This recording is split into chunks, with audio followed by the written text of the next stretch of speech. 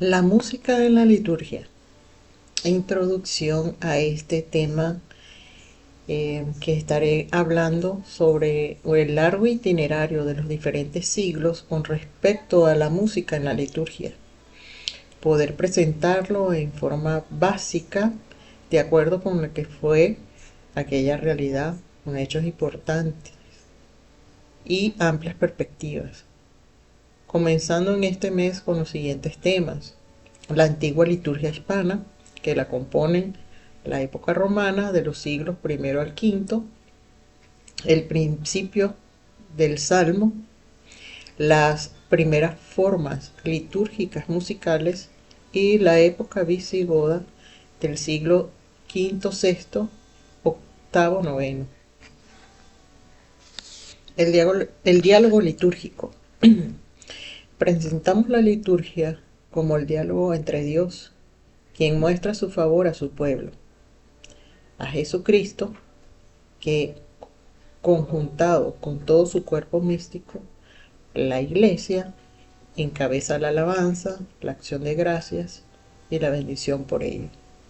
En este diálogo situaremos la historia del desarrollo de la fe cristiana expresada a través de la liturgia y de los signos litúrgicos apropiados para ello, con la atención principal de la música, una larga historia que se inicia con la llegada de la fe a la España romana, que perdura hasta nuestros días. Liturgia y música.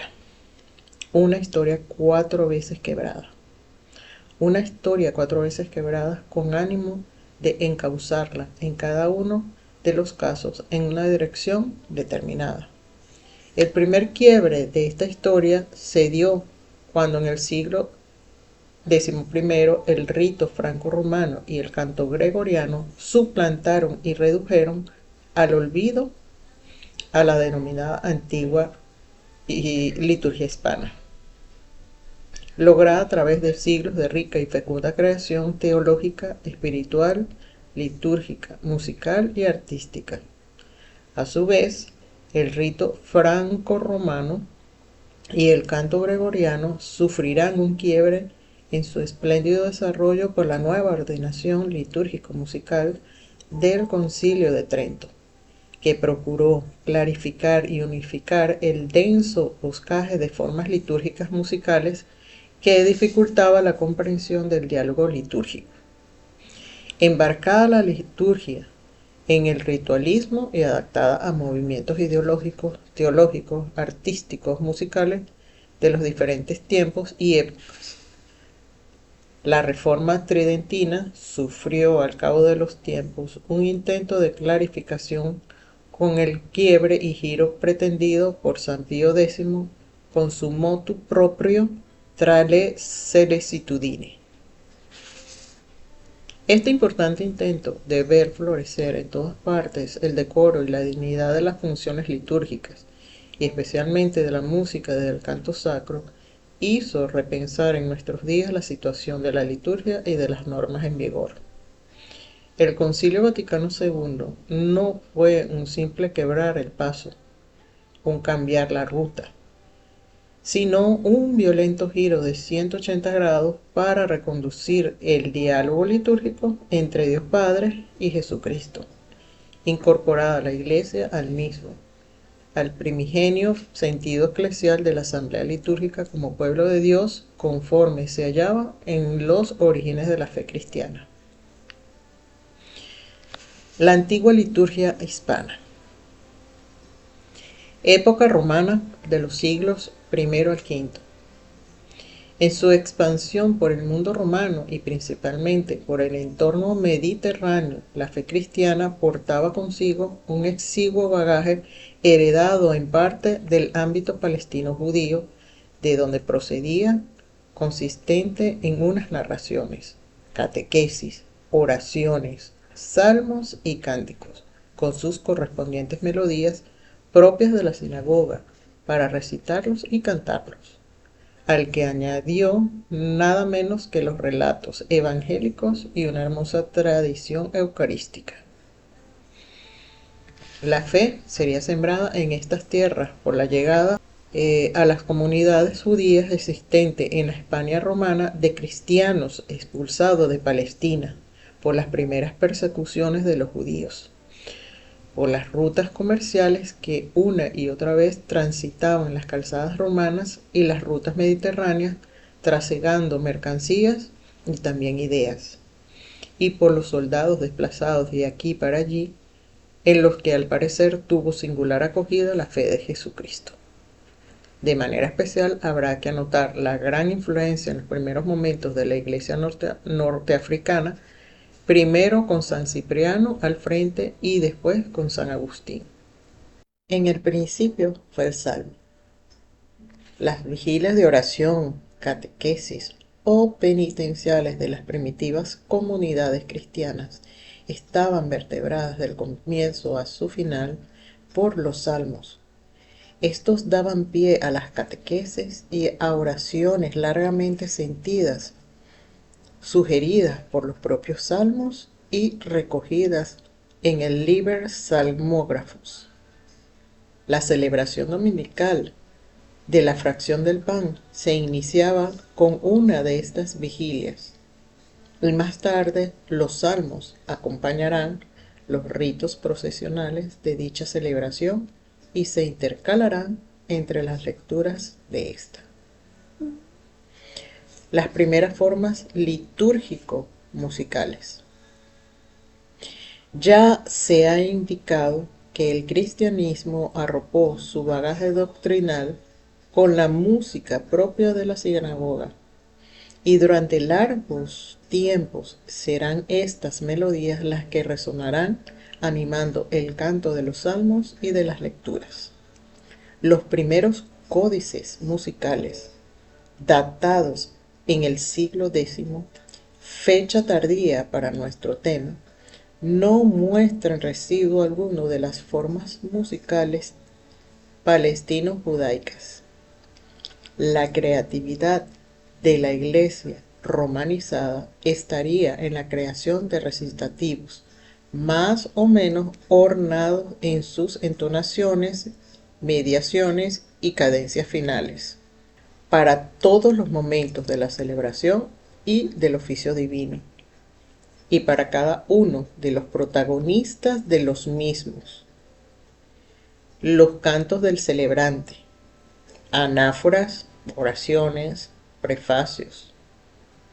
De los lectores, lectura de los nocturnos y horas menores, epístolas y evangelios. De los cantores, responsorios, lamentaciones, graduales, tractos, versos aleluyáticos y el canto de la asamblea de carácter litánico y repetitivo, de aclamación y también de respuesta a los otros actores de la celebración.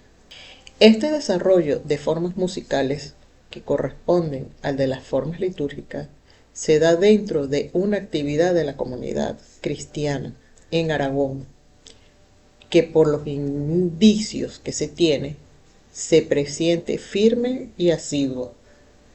Tiene comunicación con San Cipriano en su sede del norte de África.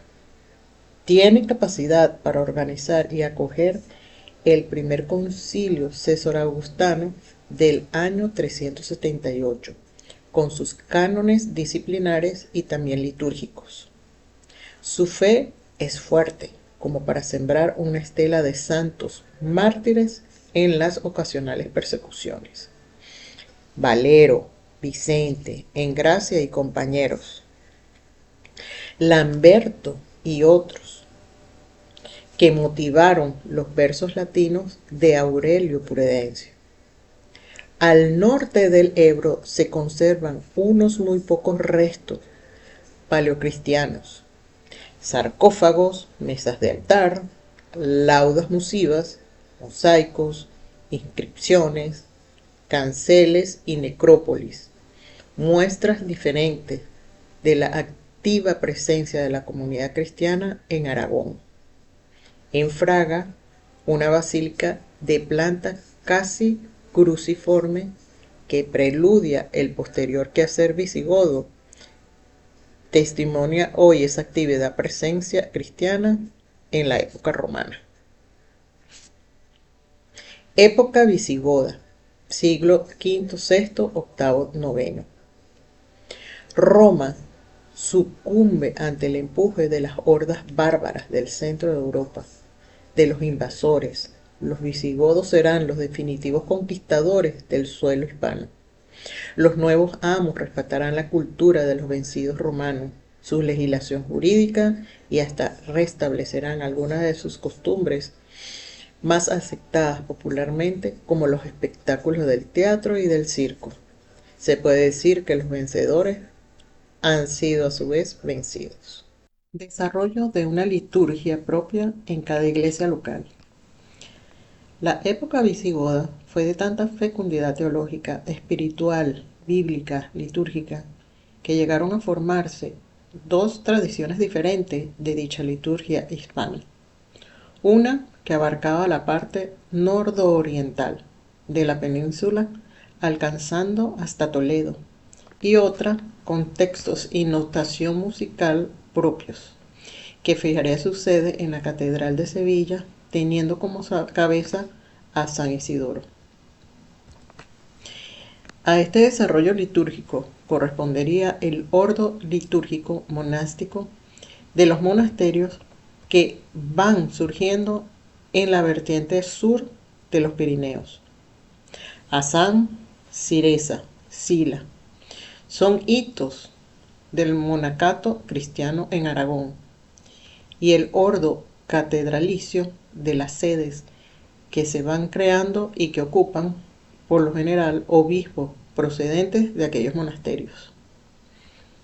El permanente miedo a las desviaciones teológicas y a la praxis herética planteó en el Concilio de Toledo del 633 la posibilidad de unificar la liturgia de la iglesia visigoda en un ordo común de oraciones antífonas, lecturas, entre otras, para todas las iglesias locales.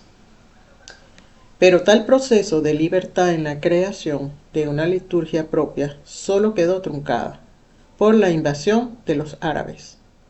La iglesia soportó las consecuencias de la invasión árabe, los continuos saqueos y el peso de los tributos de los dominadores musulmanes, sin perder la lozanía de su fe y la hermosura de su expresión litúrgica, como la da a entender el conocido informe del ministro del Califato de Córdoba, al-Makari, a su califa Abel el-Raham V.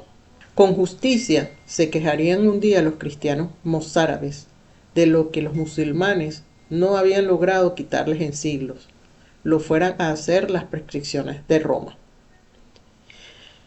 Para el próximo mes seguiré contando los acontecimientos vividos en esta larga historia de la música en la liturgia, conversando de la época carolingia, el canto gregoriano, tropos y organa, el desarrollo de la liturgia.